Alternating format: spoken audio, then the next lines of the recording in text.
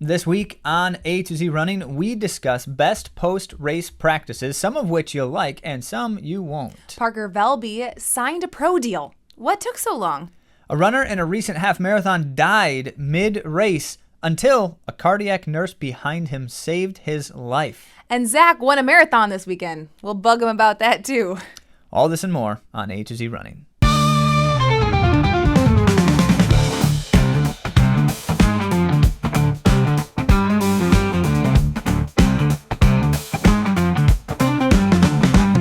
Welcome back to AtoZrunning, where we help runners thrive with information, inspiration, and coaching services. I'm Andy. And I'm Zach, and you can learn about our services and everything we do at AtoZrunning.com, and then follow us on Instagram, YouTube, and Spotify if you want the content where we post it. Yeah. Well, this weekend, Zach ran a marathon, so that was kind of our big personal update. The thing we had going on. Yeah. I ran a race, and it went all right. It went mostly good. It was the Grand Rapids Marathon in Grand Rapids, as you would expect, as the name implies. And Zach won the race, and he ran a course record, and he ran a solid time for soloing after halfway. And so you're doing that because I wasn't saying much enough? Is that what you're saying? Mm-hmm. Or instead, we don't have to say anything because nobody really wants to hear Zach talk about himself. I thought you said you would be willing to share some stuff. All right, so I will say some things, and this is Zach going kicking and screaming into sharing things because I do not fathom why it's worth anyone's ear space to hear Zach talk about himself. But some of you were asking very specific questions as well as I was chatting with other runners and some of you who happen to also be listeners about the event. And so there were a few things that I thought, okay, worth knowing, some of the stuff that we tend to like to know about what other runners do. So I got my bag of licorice 2 days before the race. Always got to have that licorice. As I do. Got my licorice and proceeded to just eat it all day long. And usually the bag of licorice lasts me for 2 days. I eat about half of it 2 days before and half of it the day before. Well, this time it only lasted me for a day, and I can't understand exactly why, except I think it was a smaller bag. Shrinkflation. Sure. I think the bag of licorice is smaller than normal, and it's not actually the same licorice that I normally use. Any of you who are licorice fans, the Licorice Guy, like that's the name of the company, the Licorice Guy. You got to mail order their licorice. It's the best. But this anyway, is not a paid promotion. Not this at all. Is Zach just raving about I his favorite really candy. like that licorice. And so I didn't have my Licorice Guy, and so I just picked up a bag of licorice that looked like it was pretty good, and it tasted great. Anyway, that's not the point. The point is, Barry McGee told me some years ago, you got to have a lot of extra carbs, in particular sugars, for the couple of days before, not just regular carbs, but also in particular sugars. And so his strategy, his recommendation to me was honey and syrup. And I do like honey, and syrup's okay. And so I also eat more of those, but a bag of licorice makes it easier to just get more carbs too, more sugar. And so I had my bag of licorice, and I had to answer questions at the office about why I was carrying around a bag of licorice and eating it. I bet that was kind of cute. I'm not literally carrying around a bag of licorice eating it, Andy. That's not exactly what's happening. But Andy also made the waffle breakfast for us the day before for the family, which is just a good Saturday breakfast anyway. But I just doused it in more peanut butter and syrup than usual. And since I ran out of licorice moments after that breakfast, I had to then carry more waffles with me throughout the day and dip them in things. And then also that night, the dinner before, we happened to be having dinner with Andy's parents and some friends, and it was great. And Andy's mom had made some naan bread, and she's like, "Oh, you like honey for before races too, right?" And so she put out her big giant jug of honey, which happened to be the same jug of honey that we were using before my last marathon, before the marathon I ran in May. Cool. It was the same jug of honey because it's enormous. And no, they did not in their house eat that much honey in 6 months' time. But I ate a fair bit of it that night. So dipping bread in honey, which is just how good. Doesn't get any better than that. So that was the leading up to stuff. And then training. There was training stuff. Yeah. Went to the the packet pickup to get my packet. That it's not something you normally do. Right. Usually I just show up the morning of. But I was told for this race in particular, it's just going to make things easier if I don't show up the morning of, so that I don't have to mess with all of that. And that's good wisdom. So I went and got the packet, and it almost went off without a hitch, except that when I gave them my name, they looked through the thing and they said, "We don't have a race number for you." Oh, really? And I was like, "Oh, great. I know I registered for this race. I know I paid that money. So now the question is, how are you going to find me a number? I don't care how you do it. Find me a number." Well, then I didn't actually say that. But then the lady walks over to somebody else and she's like, "There's no number." And then it just happened to be that one of the other people working is somebody that we know. And she was like, "Oh, hey, Zach." And I was like, "Oh, hey, Liz." And shout out to Liz. And she's like, "I got your number right here." And I was like, "Okay, great. We solved that problem." I don't know why Liz had my number and not... Maybe she wanted to say hello. Well, either way. She had a bunch of numbers. It wasn't just mine. She was doing a thing for the race. So that was fine. And then we get to race day, and... everything is always pre-planned. Runners do this and all the details, right? And so the night before, I stayed up late helping make sure that plan was clear for Andy, and our sons were going along to spectate, and some others. And so got all the details planned. Show up the morning of the race, and common wisdom is, try everything before a race. And so I proceeded to do a whole bunch of things that I don't normally do, and didn't try any of it ahead of time. Brand new shoes that I'd never worn before, although the model of the shoe is the one that I wear all the time. This is so terrible. This is such a bad thing, because we always tell people not to do that, to practice everything. Well, okay, so here's the thing. Yes, that is true, but as you know, there are certain things that you don't necessarily need to practice before every time you do a race, because it's just stuff you've done many times over the years. Yeah, I understand that, but... So, whether or not I have an extra chafing because I'm wearing some arm sleeves that I haven't worn before, something like that, I'm just not worried about it. I'm gonna be fine. Also, I only have to run for a while, and if it's miserable, only have to run a marathon. If it's miserable, so be it. That's happened plenty of times too. So, no, it was fine. And the conditions were perfect. It was one of those races where the weather was flawless. The morning was cold, which you want for a marathon. You want a cold morning. And it was supposed to heat up pretty quickly, but not until a little bit later. And most of the race is totally shaded. So even if the sun comes out and starts warming up a lot, you're not going to be in direct sunlight for large stretches of time. Because the sunniest part of the race is the first half. The second half is more shaded. So anyway, that was the nature of that. And I wanted to say, I think the race is, I like the nature of how they do this with events a lot of the times, where they'll try to run the event in such a way so that you're with other runners more of the time, or you see other runners more of the time. And so it's not quite as lonely. Most marathons are very lonely experiences. You don't have something like the Chicago Marathon where there's tons and tons of people everywhere, or Boston where there's these cheering sections that are epic. You don't have that in most marathons. Instead, you have large stretches of miles at a time where there's nobody. In fact, the people you see don't understand what you're doing and are mildly inconvenienced by you running past them when they can't cross the road. But that being said, Zach's being kind of dramatic, because there were some great cheer squads along your route. Yeah, so that I'm getting to that. But The point is, during those lonely stretches, it's nice when you can have at least the other runners around you at different points, where you're not just running with the people you're with, but you're passing other runners and stuff. So when it works out well, that's pretty cool. Not always the greatest thing when it's super narrow and there's not enough space for everybody who's trying to run past each other. That always happens in race courses. There's obstacles in the course you got to deal with.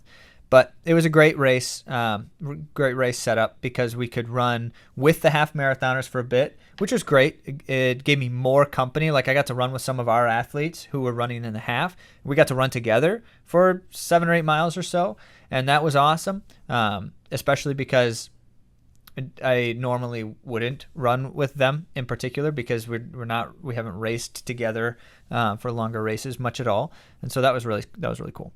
And then we also were able to, on a large stretch of road where it's just you're running straight for 3 miles and then you turn around and run straight back for 3 miles.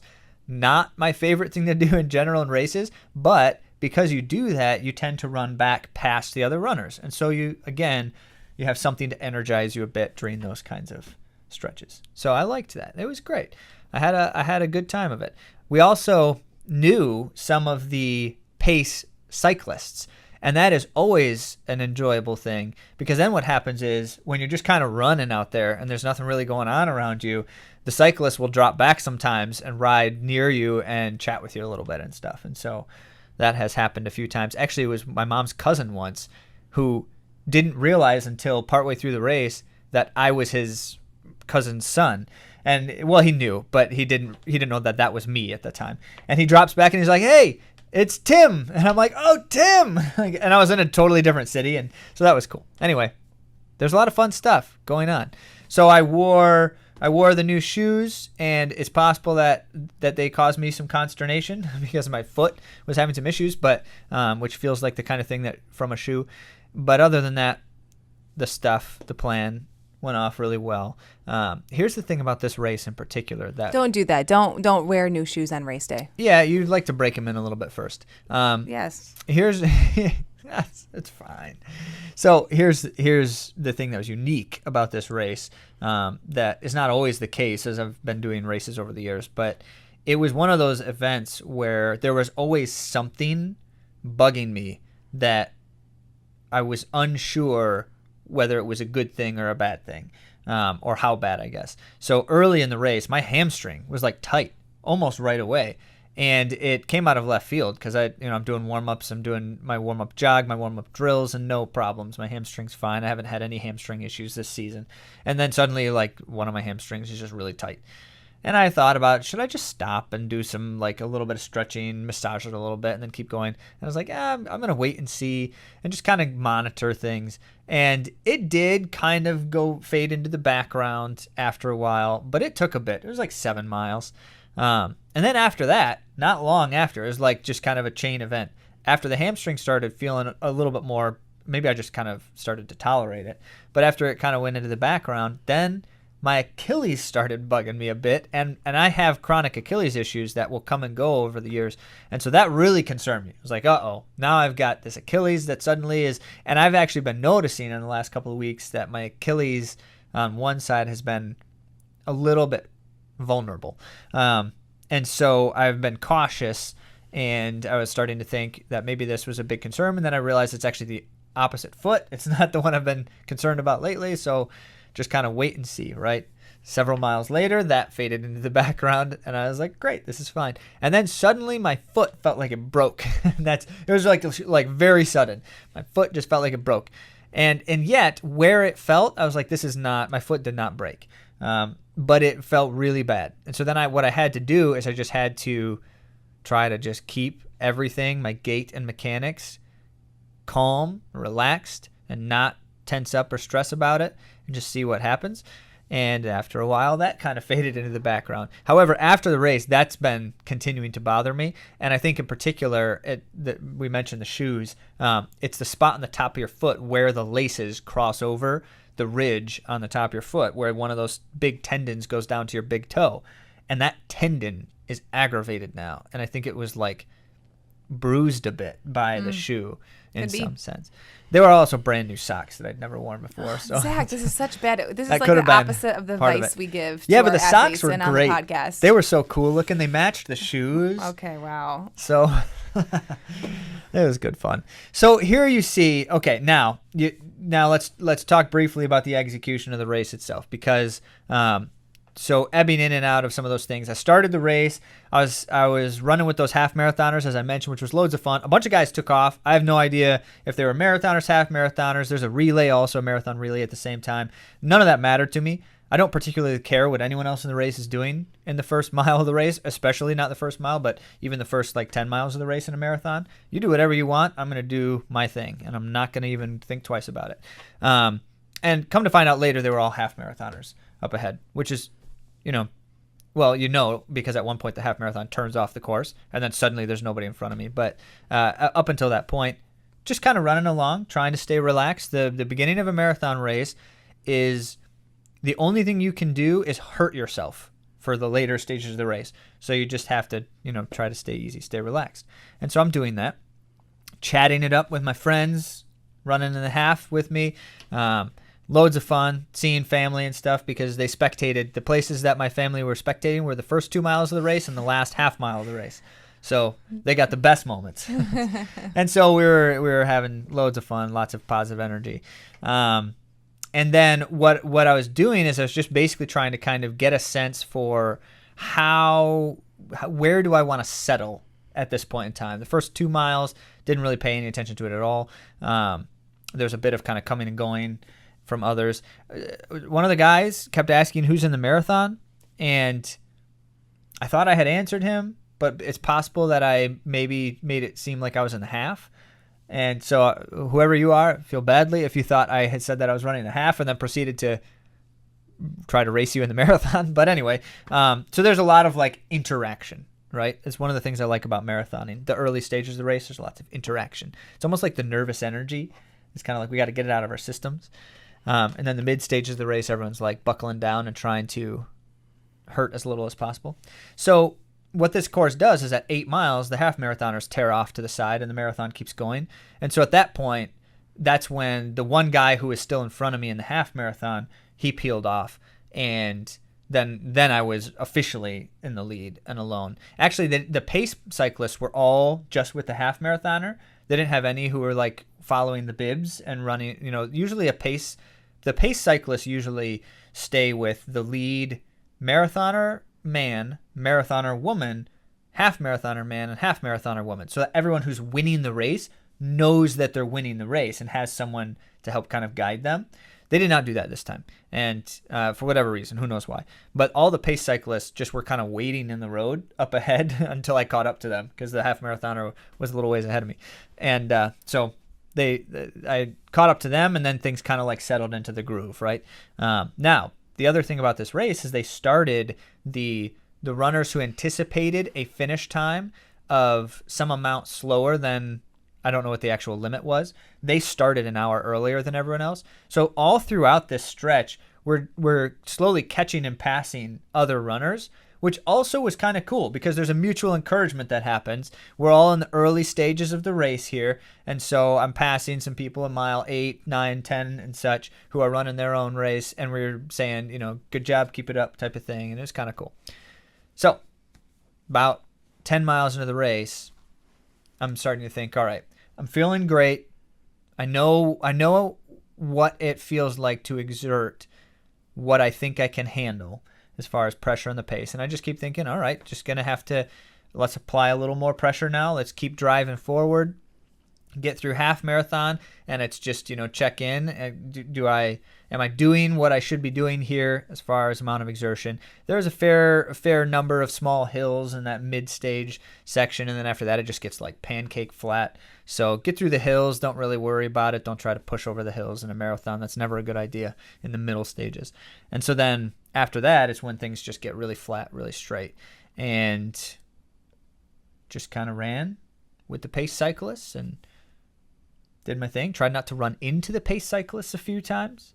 They did a great job, but there were some moments, as there often are in race courses that have like really sharp turns or that have sudden hills, where I just suddenly caught up to them and they were like, "Oh, he's here! Go, go, go!"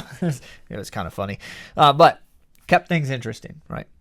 And so ended up feeling pretty good until mile 24. So those of you who have been paying attention to the podcast over the years have heard us talk about my exercise-induced acid reflux, which has been diagnosed. Shout out to the doctor, who is the great running doctor in the world. He has helped me figure out how to deal with this, and the problem has gone away. It's Dr. K. Why don't you just say his name? What? Medical reasons? Health privacy reasons? That's your privacy, not right. his. I'm not wanting to give away my health privacy on right. air, except for that's now already been done.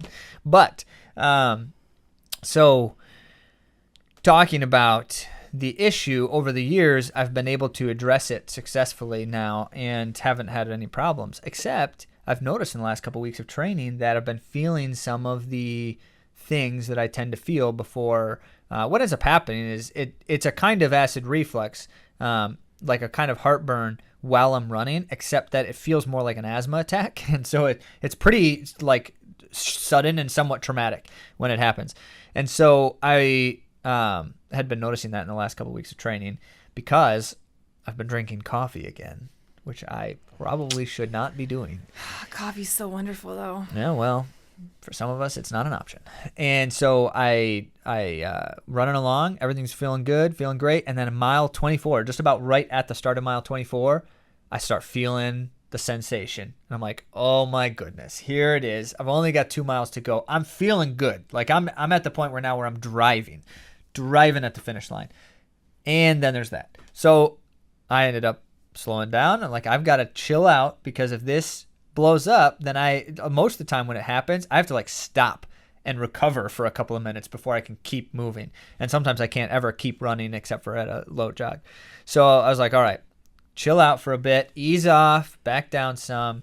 I'm like itching to go, but I can't do it. I gotta be cautious here.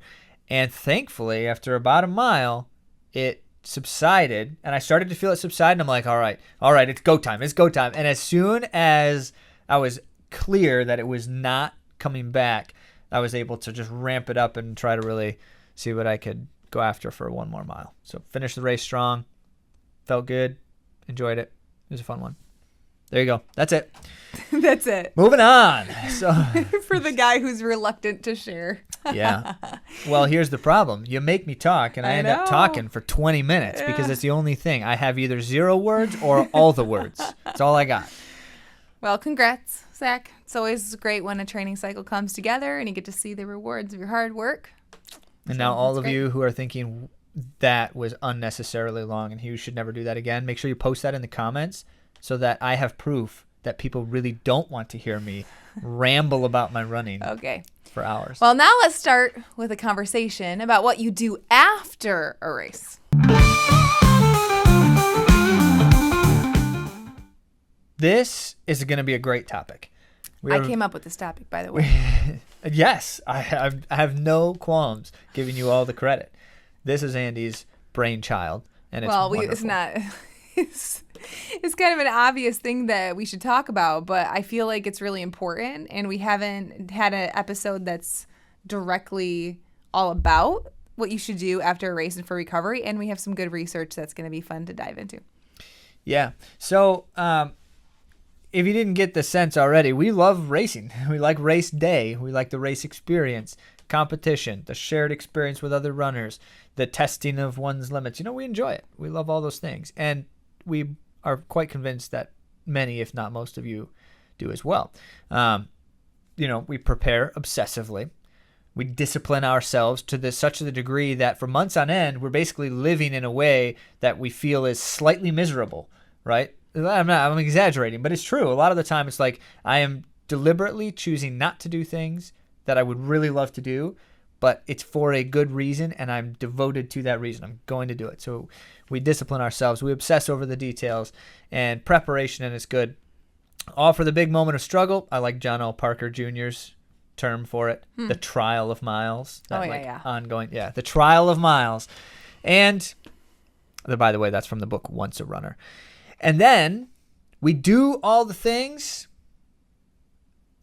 and then after the race is done, we abandon all the good things that we know our body needs and that we do for all of those months, and we just become these like impulsive, scatterbrained, like self-harming people with our... That's a little dramatic. Yes, it is. But I'm being dramatic today. I'm in a dramatic mood. Yeah.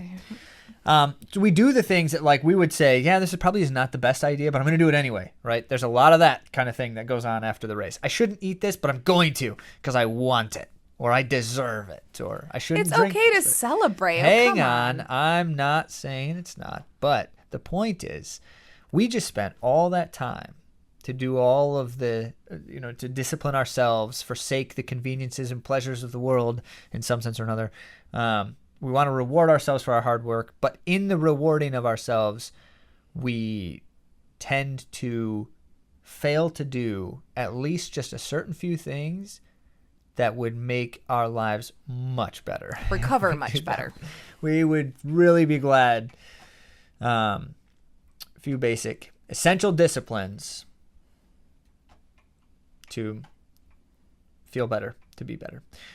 Okay, so we want to remind you of some of the most important things that you probably are aware of already in some sense, but also I think we've got a few novel considerations or a few things that you may not necessarily think about. One of the reasons that this is the topic is because at the finish line, there was a mom of a first-time marathoner who was out there, and she asked me, what should my son do after his marathon to help him recover?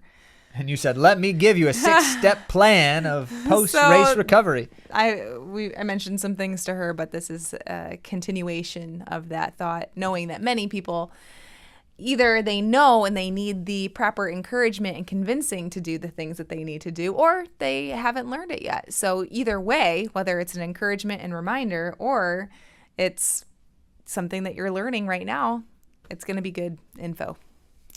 So it is a 6-step plan of what to do after your race, starting with the moment you cross the finish line. Oh, so tough. Oh, yeah. We're doing it. We are. Step 1, you cross the finish line and you are jubilant and rejoicing. Don't do the thing that they always do on TV. Don't collapse on the ground and lay there screaming your joy for the world to hear. Yeah. Instead, stay on your feet. Keep moving. You want to keep walking after your marathon is finished. You want to keep moving your body. Yeah, the things we tend to do wrong there is that, like, stop, hands on the knees, and just stand there for a while. The hands on the knees thing, if you're, like, really, truly unable to breathe, yeah, okay, that's actually probably not a terrible idea. If you're feeling lightheaded, yes, you should lie down if you're feeling like you're about to collapse. But barring those kinds of situations, do not immediately sit down. Don't do the lie down, the classic post-race shot of all of the runners just like laying all over the ground everywhere. Mm-hmm. Don't do that, because the reason that you're struggling in that moment is because your body is lacking oxygen in the places it needs it and or nutrients. And so if you keep moving, your blood keeps pumping better. And so keep moving. And there's also the practical reason of not wanting to get trampled by other runners who are trying to cross the finish line as well. Yeah, that's because you're already in misery. Good. You don't need people stepping on you. I mean, it's up to you, but you probably best not to. So your body's going to be able to bounce back faster. You're going to get out of that moment of like, I feel so awful, I'm about to collapse. You're going to get out of that faster if you keep moving. So stay upright, take deep breaths, and more on this soon. Step 2. As soon as you get across that finish line and keep moving, find something to drink. Yes. Water is great, but you need electrolytes as well.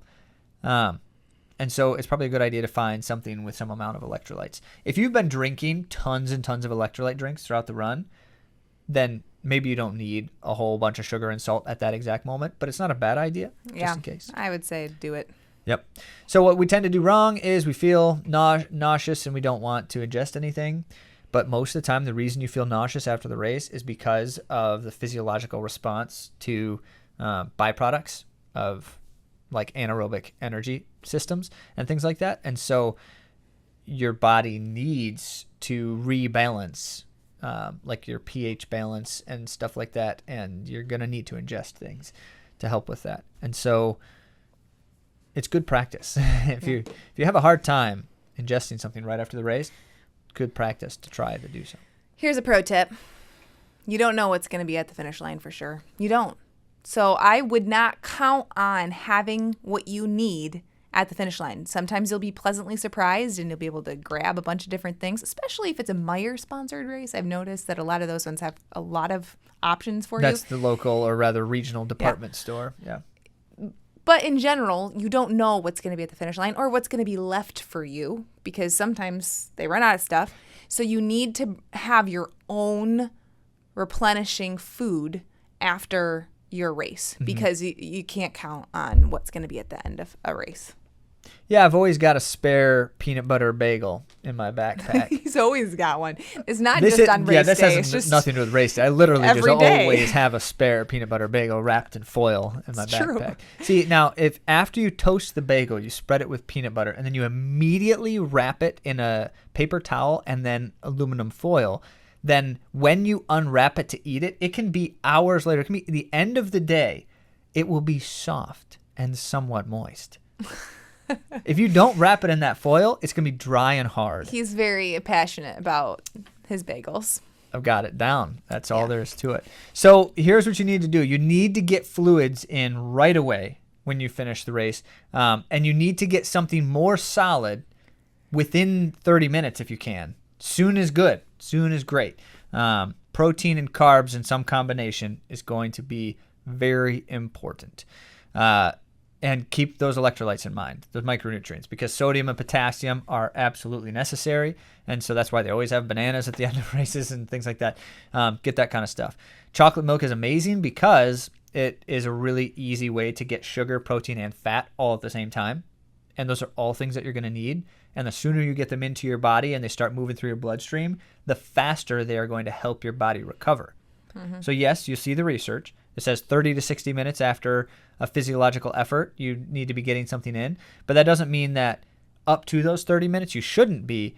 It just means that if you don't start getting something in within 30 to 60 minutes, then you're getting some serious negative results. And you're missing out. For like the marathon, not every single effort is going to require the same of you, but after a marathon, but substantial physiological efforts, whatever they may be. Yeah. So, okay, you get that. Your blood needs to move, which is why you need the fluids, because it's going to help make sure your blood keeps moving.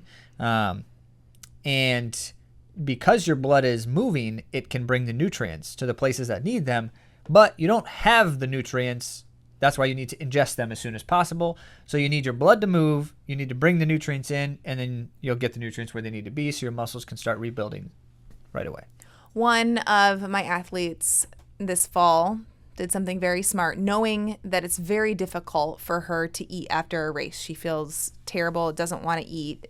Sounds bad. Mm-hmm, mm-hmm, mm-hmm. So she knows this because she's a seasoned runner, and she made a shake for herself for after the race. So she could shake it off? But that was really smart of her to plan ahead something that is palatable for her, that she knows she can get in to recover well. So if you are like that and it sounds terrible, like people ask you, what do you want for lunch afterwards? And you're like, I want nothing, because it just sounds so bad. You have to have something, so plan ahead. Yep. And it doesn't matter if you want it. You need to eat it. Yep. Yeah. You need to eat something. So we'll get to that because that's one of the steps. Step 3, still in the near future. Now we're talking like soon after you finish, you need to do a recovery jog or walk, depending on the race you did and depending on how your body is responding to it. The jog is not necessarily the norm. No, it's not the norm at all, guys. Not at all. But for shorter races, absolutely. Yeah. And for the long stuff, marathons, ultras, and stuff, you're not going to do a recovery jog usually, but you will, and you often should do a recovery walk, which is like 10 or 15 minutes of walking. Most of the time, that happens incidentally because the race finish area is a really big area, and you have to get back to like where your people are or where your stuff is, and so you're walking for 10 minutes to find everything you need before you're like sitting down for a bit. That's good. And walking to the hotel or whatever. If it's not naturally that way, make it happen. And here's the why. So we have found mixed research on the idea of a cool down in terms of boosting recovery. It is true. You're going to feel better. So the perception piece is clear. If you do some amount of recovery activity, 10 or 15 minutes is the kind of common number we apply to it, you're going to feel better after the race. However, if, let's say, the research is mixed on the physiological recovery benefit, one thing that is clear, although we need to see more studies on this to find, it's really a hard thing to study because hormone levels are really difficult to test for you can't generalize very easily with something like that. But if you could, this would be the study. You need to find out what happens for a runner who does or does not do a cool down activity with their hormone levels in a catabolic versus anabolic state. A catabolic state is the breaking down state hormonally, and then the building up state is anabolic. And so if they could do better research with this, they have not done a ton with it as we have encountered yet, and Steve Magnus himself is the one who has written about this that we have found and has some good things to say. In his words, the traditional cool down can be seen not only as a clearing out of fatigue. Yes, it definitely can feel like it's helping with that, whether or not the research is mixed, but instead as a way to accelerate the termination of the stress response, getting our stress response from a hormonal perspective to flip from the catabolic to the anabolic, as noted.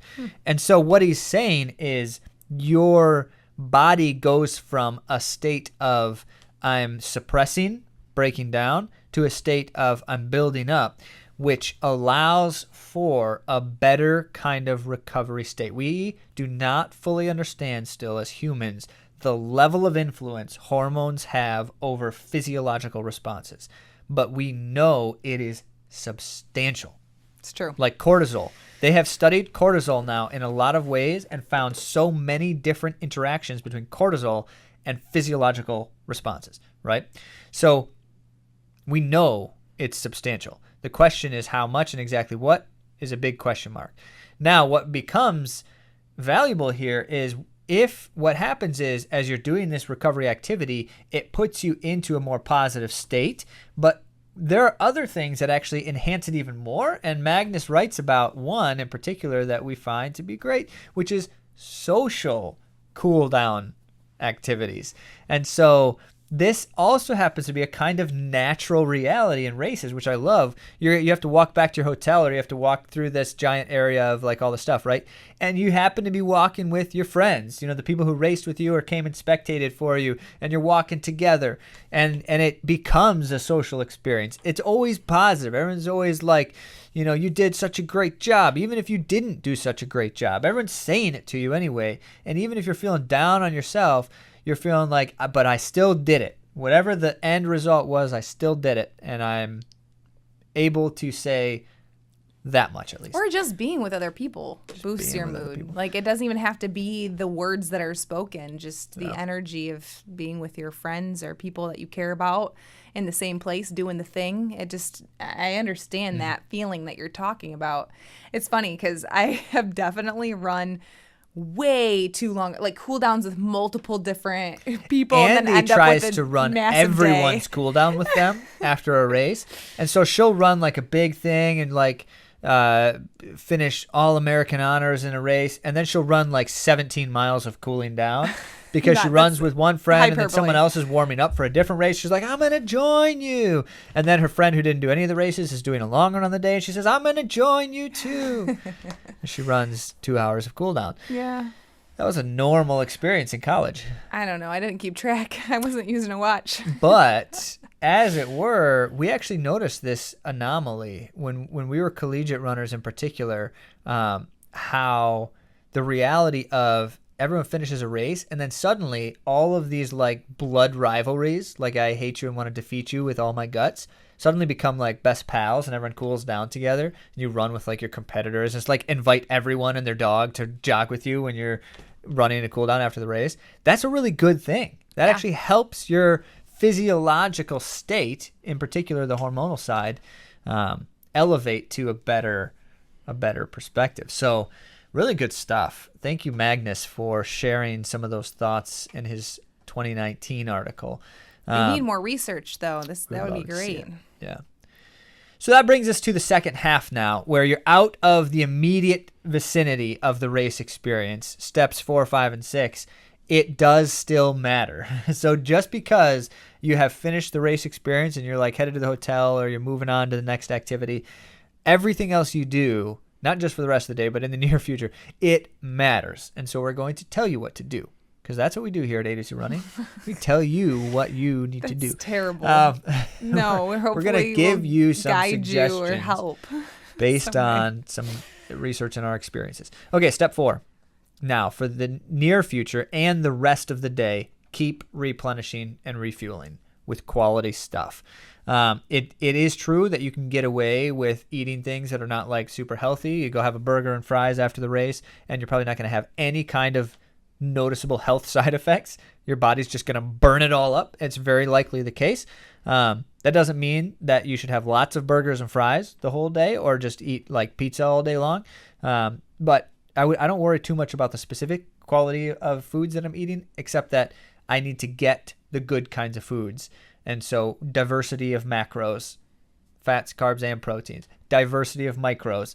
You need to make sure that you're getting all the good micronutrients. And so I actually take like my complex multivitamin during my meal, soon after the race. As soon after the race as I'm eating something substantial.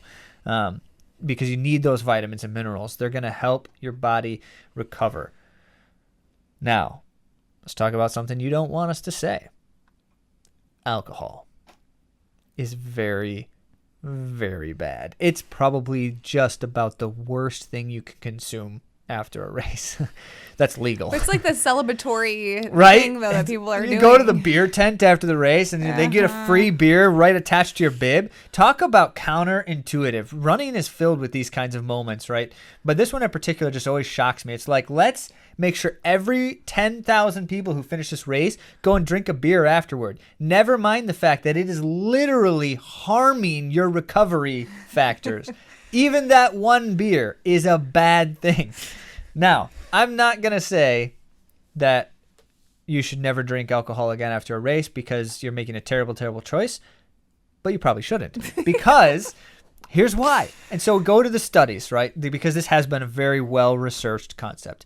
Alcohol is a toxin, okay? By the very nature of the fact alcohol is a toxin. The body has to do with alcohol the same thing it has to do with all the negative byproducts that happened during your race. The stuff that's a result of stressing your system too much. And it has to do the same thing with the alcohol. So all you're basically doing is saying, hey, body, you're dealing with a lot of difficulty right now. How about I give you some more of that? Just give me some more and figure it out. Do your best. The other problem is because you're drinking the alcohol, you're probably drinking less water. And that's the thing you need to be drinking the most right now. Not the soda pops, not the alcohol, not your favorite frou-frou drink that because you're finally done with the race, you should do it. Wait a couple days. Do that stuff in a couple of days if you really need to do that stuff. Not right after the race. Okay, here's the worst of it. Alcohol reduces cellular respiration. So your cells are not doing the thing that produces the stuff that makes you recover. Just at a cellular level, it's worse from alcohol. Alcohol also inhibits all the metabolic pathways, all the different things that convert something into energy. Glycolysis, fatty acid, oxidation, all of it, right? Yeah. That's not good because all of that is what helps your body rebuild. So if I haven't made my case here. This is super interesting. I have to share this. So in Prague, their big thing is beer. It's super fresh. True that. They are known for. People travel from all over the world to drink in Prague. Yes. Why are you here? On the passport trip? What are you doing in Prague? Drinking alcohol? Specifically beer. Beer, sorry. Thank you. But their race, the big race that they host, is put on by the non-alcoholic beer company because... Oh, Duels or the other one? I don't know because I'm kind of ignorant when it comes to this stuff. The main but one, I thought my family, they're not runners. They're like, that's so interesting. This I wonder why. We have the best beer. And I was like, it's because runners don't drink beer surrounding their races because it's not good before the race. And then afterwards, it inhibits recovery. And they're like, oh, that makes sense why they have the non-alcoholic beer as the sponsor for these races in Prague. I just learned you something. That's what I did there. That's fun. Yeah, I didn't know that. Yeah. Really cool. So there you go. Circle back to the point here. Throughout the day, you need to make sure you're drinking water in abundance and you're getting constant sources of electrolytes because you're gonna have a hard time if you don't. Eating. If you're okay. Yes. Yep. If you're not eating something, you're just drinking water all day long. That's not good either. No, that's terrible. You're gonna dilute your electrolytes in your bloodstream. So you need to be consuming macros and micros and water all day long. And don't worry too much about the exact source of the foods, but get quality stuff. Get the good stuff. Yep. Okay. So step 5. For the rest of the day, keep moving. I'm sorry. You got to keep moving. You can't sit all day long. You can't do it. You want to go take a nap. I get it. Take your nap. And then get up and go for another walk. It doesn't have to be a long time, but you got to keep moving. Because that blood flow that you're trying to help with the water and the nutrients and everything also tends to struggle a bit when you're sedentary. And so if you move more, then the blood flow is happening better. How about if you got to jump in a car or on a plane? Well, first of all, planes are easy because you can just get up and move constantly when you're on a plane, especially if you have an aisle seat. If you don't, you're just going to bug the people around you. Don't worry about it. Just say to them, I just ran a marathon. I got to move. Right. So you got to move regularly. And it's a good idea to have a kind of like a timer on it. If you sit for 30 minutes, make sure you get up and move for a bit. And then you can go back and sit. And if an hour goes by, absolutely make sure you get up and move for a bit. Just don't be sitting around for too long of a stretch of time. Last step. Step 6. Step 6. In the days following, just keep taking care of your body. It's really easy to let everything get all nasty and tight because you're out of the rhythm of doing your routines. But I know it's your break, but you have to keep. I was so disciplined for so long. Can't I just relax? You got to take care of yourself. You gotta, because you want to feel good, and so don't stop all those great routines. Now that your race is done, keep them up. Yep. So the things your body needs, at least give yourself a couple more days of some good self-discipline. It doesn't have to be as tight as it was pre-race, but you're gonna thank yourself. Think about all the stuff that's happening. Cellular level reconstruction. Your bones and your muscles are repairing all sorts of different micro damages that occurred, and some of them are macro damages. You may have a lingering, like a clear pain somewhere, and it's like, my body needs to fix that. And it's going to need both time and the good stuff to fix it. And the good stuff comes from the things you're ingesting and the blood flow you're encouraging. So the mobility techniques, doing a little bit of light rolling, doing a little bit of myofascial, do some massage, all that kind of stuff. Do a little bit of heat on and off throughout the day. Get in a hot tub for 30 minutes here and there. All those things are great. Do that stuff. Make sure you're doing some amount of it throughout the day, and you'll feel better for it. That is the truth. Whew. That was a lot. That's your 6-step plan to feeling good after a race. And we don't say something like this in a boastful sense, but you must understand it is possible to do things like run a hard, fast 5K 2 weeks after a marathon and feel good doing it. Things like that are not anomalous. They do happen. They're not necessarily the norm, but the reason something like that can happen is because a person is A, well prepared for the race. You've done the hard work. You've executed solid training that prepares you well for the race. And then you got to recover well also. And if you do both of those things, you're just going to enjoy the running thing a whole lot more and a whole lot sooner after the race. Absolutely. Let's move on to the latest news and updates from the world of running now. We're starting the world of running with our AtoZ runner update, starting with Craig, who ran the Baltimore Marathon on Saturday. And then turned around and ran Atlantic City Marathon on Sunday. So back-to-back marathons. So here's what he did. What a beast. Craig runs Baltimore, and then like 10 seconds later gets in a car and drives to New Jersey. That's not exactly true. We talked through actually the plan. We strategized this because this is a pretty tricky moment, right? All the wisdom we just shared about post-race stuff, you got to do that times 100 because you're doing it again the next day, right? So how do I make sure? And so we strategized. We actually talked about on the drive, how long will you drive before you're going to stop and get out so you can do some stretching and do some moving, and that'll be a good time to get gas, to, you know, if you need to pick up a snack or something. So like he planned it on his route, his driving route. Here's where I'm going to stop after the race, like things like that. Craig's great. But so he did. He ran Baltimore Marathon, got in a car, and it was casual. He's not trying to crush it by any means because he's got the marathon the next day. Because he is crushing it by doing 2 marathons. Running 52 miles in 2 days. So he did that, got in the car, drove, was able to have a relaxing evening in New Jersey, and then ran Atlantic City the next morning. That's awesome. Amazing. Craig en route to many more of his 50 states marathons efforts. Targeting those 50 states. Yeah. And Grand Rapids was a party. Justin ran a marathon PR, totally crushed it. And Lorenda ran her marathon debut. And Mike won his age group in the half marathon. CJ won his age group in the half marathon. So I mentioned 2 of our guys that I was running with. So those were the 2.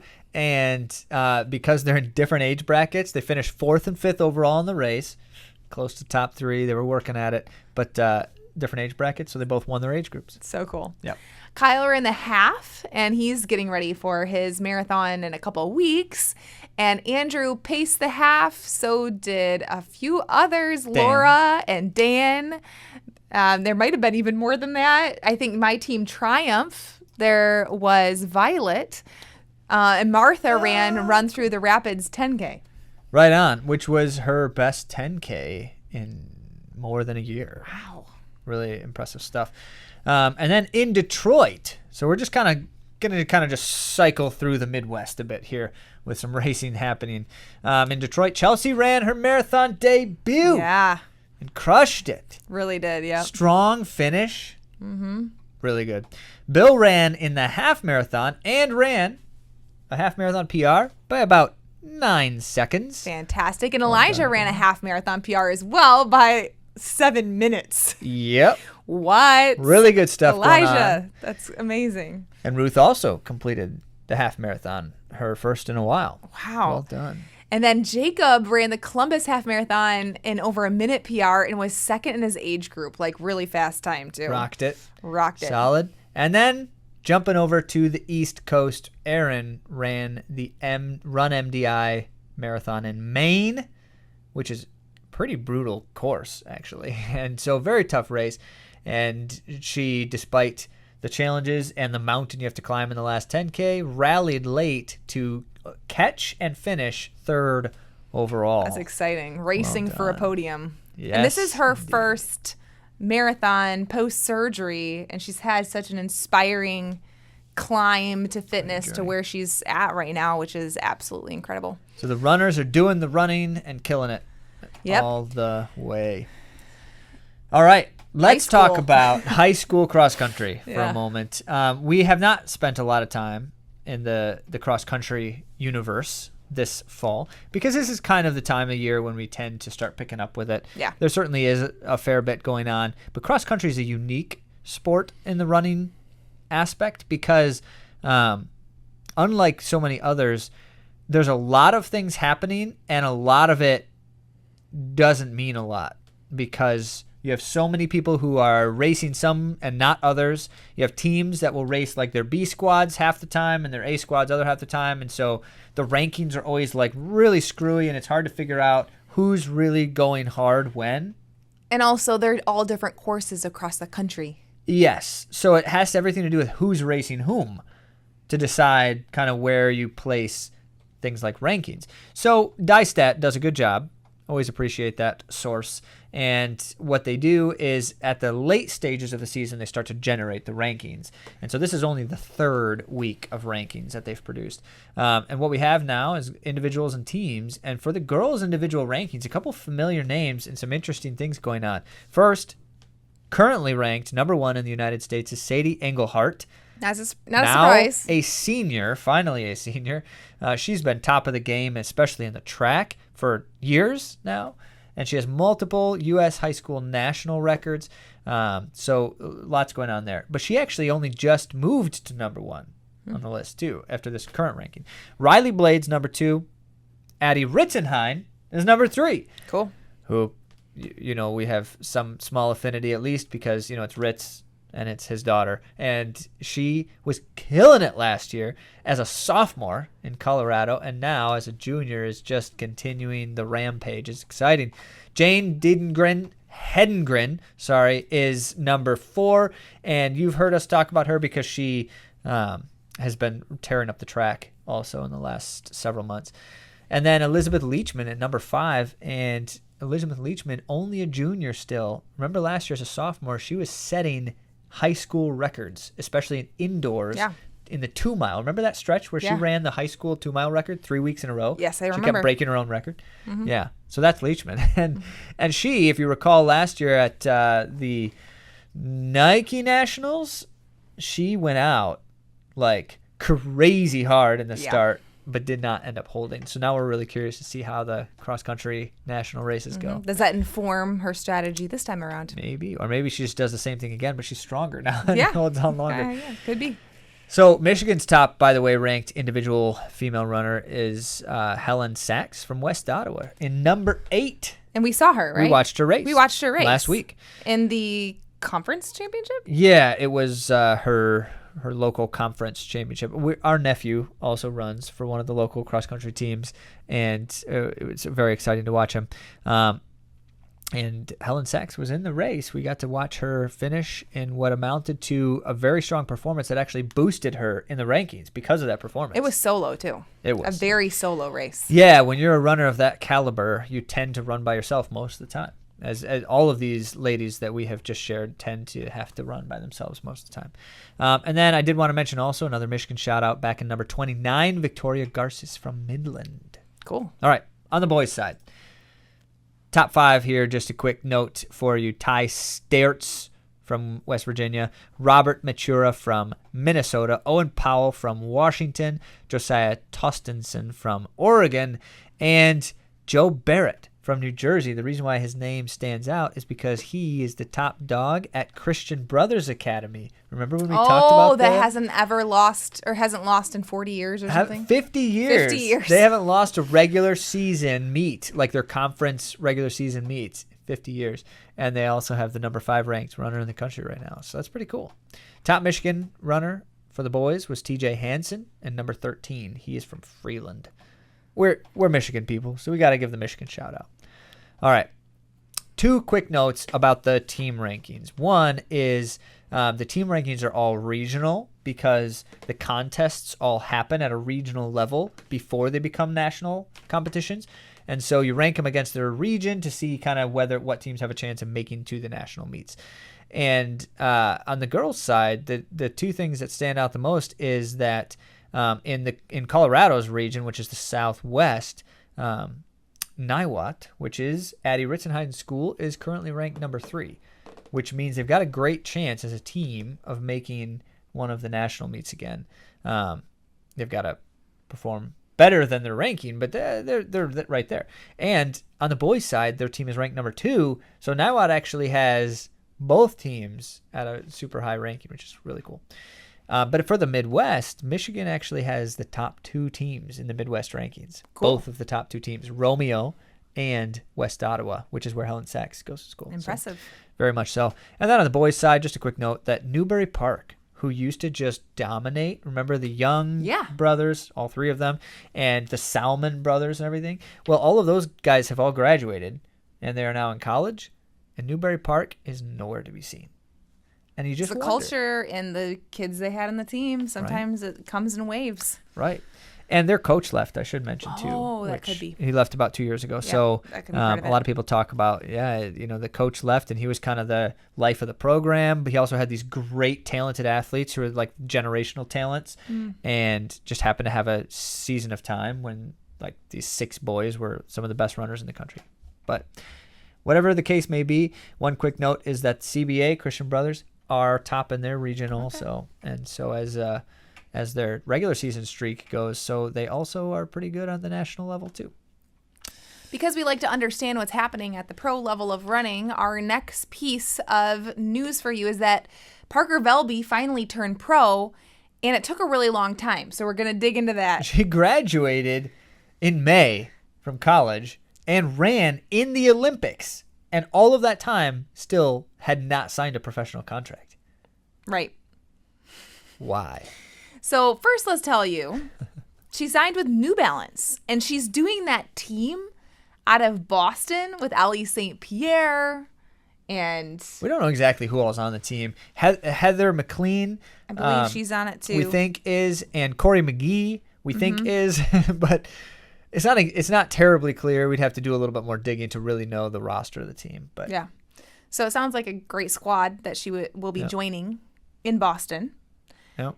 So she waited, and the theory is that it's because she wanted to wait out the NIL deal from Nike because she had a contract with them and they had first right of refusal. Refusal. Yeah. So maybe the contracts are secretive or non-disclosed, but likely because these things almost always do, she had like some kind of 6-month first right of refusal in the Nike contract, because if you look at like when she graduated and now, it's like exactly a certain amount of time. And so chances are she was not going to disclose any kind of agreement with any other company until then, so that Nike couldn't try to match it. Because how that works in those contracts is if Nike wants to match whatever offer you have from another company, they can, and you have to accept Nike's offer. It's in the contract until some date in time.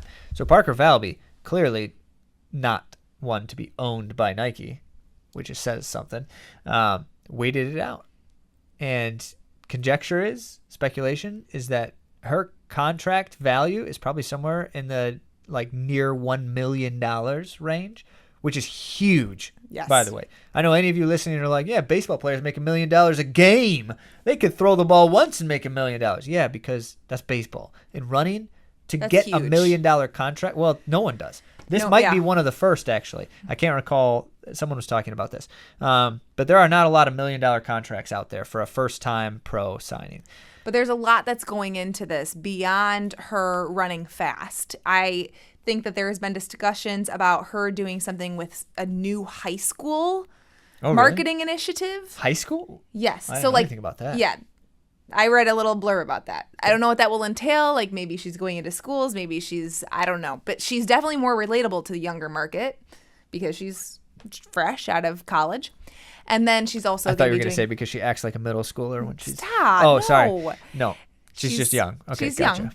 And also she'll be doing marketing for them. She'll be doing photo shoots and things of that nature. And so it makes sense. She's going to get paid for her image in magazines. All the things. She's getting paid online to and not just run, but to be a New Balance model commodity. Yeah. Yes. So whatever the case may be, we don't know any of these details with any actual exactness, but we do know that finally, it's been a long time coming. She's got now a clear trajectory. She's running with the New Balance team out of Boston, and they've had great success as a group, as a program.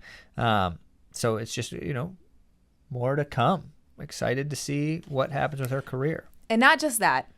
It's really exciting to see if this model, and I mean the structure of her job as a pro runner is going to be fruitful for New Balance, and maybe that will be adopted so that more runners are making more money and being utilized by companies in a way that's allowing them to make more sales.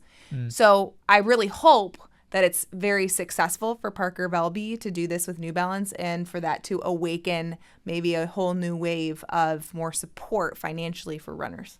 I think it is a unique case that will not be emulated. Well, we'll see. But we will. No, well, actually, we might not, but we hope to find out one way or the other. Lastly, we have got to share this story with you. Tim Ruff. And we alluded to it in the introduction. We were not exaggerating when Tim Ruff, in the early stages of the half marathon, the event that we were at, dropped from a massive heart attack 4.5 miles in. And it's the Widowmaker kind. They said he had something like a 2-inch blockage in the main artery, or one of the two main arteries in the heart. And would not have survived it. But let's give it to you in his own words, because what ended up happening is Tim shared his story and allowed Grand Rapids Marathon to send it to all of the participants in their newsletter. And so this was publicly shared then, and it was incredible. So just wanted to jump into it here. I'm just giving you a couple excerpts. He wrote, 4.5 miles in, within seconds, my entire body got tingly, starting in my legs, quickly making it up to my head. I tried to say something's wrong, but collapsed on the pavement instead. Just bam. He was not by himself. And so his partner there dropped to her knees, put her head on my lap and started screaming for someone to call 911, right? And then, and he writes, the divine part of the story is that a cardio nurse and an anesthesiologist, thank you, doctor just happened to be running behind us just a short ways and immediately started with compressions, CPR, and without a doubt saved his life. So good. And then proceeded to care for him until the EMTs arrived about 5 minutes later and went out to the hospital, and they were able to operate stents, and he's alive and well. And the ambulance was able to give him, because they had AED in twice. They had to. Yep. He lost his pulse twice, and had to be resuscitated. So just incredible, right? Incredible story, because this does happen, and it's the end for almost every instance. They even say, like, this particular type of heart attack, it's like 12% of people who have that kind of heart attack outside of the hospital survive it. But it just so happened to be right behind him. And I actually heard a little more about this behind the scenes, but the anesthesiologist was not supposed to be there. He was planning on pacing or doing something different with a different group in the race. And there was a last minute cancellation, someone else. And so he said, okay, I'll fill in as a pacer for the pace group that was there in the back. And he wasn't going to be there until like last minute before the race. So he decides, okay, yeah, I'll do it. And he participates in saving this man's life. It was not an accident. That was not an accident. How amazing. It was a miracle. Yeah. Thank God, because he cares for us in mysterious ways. And how good, Tim, that you were willing to share this story. Just such an encouraging and inspiring thing. And we're celebrating along with you. It's incredible. And now our audience can celebrate along with you too. And he did write that also, that the doctor said that he was going to have this heart attack, whether he was running or not. But he happened to be in the perfect place with these people that were able to help him. Yeah. Immediately knowing what to do. Yeah. And so that part also is part of the miracle of his story. Well, he had a 2-inch blockage. That was going to stop his heart at some point. Yeah.